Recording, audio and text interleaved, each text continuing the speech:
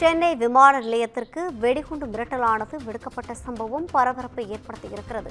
தொடர்ந்து விமான நிலையத்திற்கு வெடிகுண்டு மிரட்டல் வரும் சம்பவம் அதிர்ச்சியையும் ஏற்படுத்தியிருக்கிறது. தற்போது சென்னை விமான நிலையத்திற்கு வெடிகுண்டு மிரட்டல் விடுக்கப்பட்ட சம்பவம் பெரும் பரபரப்பை ஏற்படுத்தியிருக்கிறது. இதுகுறித்தான கூடுதல் விவரங்களோடு இணைக்கிறார் நமது செய்தியாளர் சக்திவேல். வணக்கம் சக்திவேல், கூடுதல் விவரங்களை வழங்கலாம்.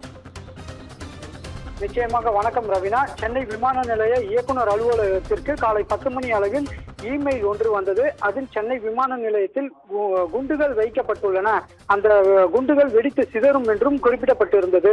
அதில் வேறு எந்த தகவலும் இல்லாமல் மொட்டையாக மெயில் வந்திருந்தது. இதையடுத்து சென்னை விமான நிலையத்தில் பெரும் பரபரப்பு ஏற்பட்டது. உடனடியாக சென்னை விமான நிலைய பாதுகாப்பு ஆலோசனை குழு கூட்டம் சென்னை விமான நிலைய இயக்குநர் தலைமையில் நடந்தது. இக்கூட்டத்தில் விமான பாதுகாப்பு துறை, மத்திய தொழில் பாதுகாப்பு படை அதிகாரிகள், விமான நிலையங்களின் அதிகாரிகள், சென்னை விமான நிலைய உயர் அதிகாரிகள், சென்னை விமான நிலைய போலீஸ் அதிகாரிகள், அதிரடி படையினர் உட்பட பாதுகாப்பு குழுவினர் அதிகாரிகள் இதில் கலந்து கொண்டனர்.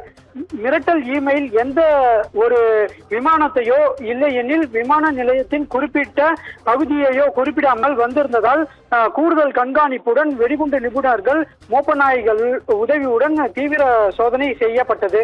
விமானங்களின் ஏற்படும் பார்சல்களில் எரிபொருள்கள் நிரப்பும் இடங்கள், விமான நிலையத்தில் அந்த வாகனங்கள் நிறுத்தும் பகுதி ஆகிய இடங்களில் தீவிர சோதனையும் நடத்தி முடிக்கப்பட்டது.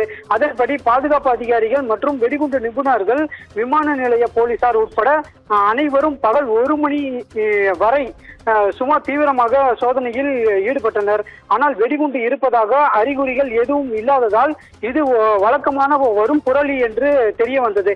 இதையடுத்து சென்னை விமான நிலைய காவல் நிலையத்தில் விமான நிலைய அதிகாரிகள் தரப்பில் புகாரும் அளிக்கப்பட்டுள்ளது.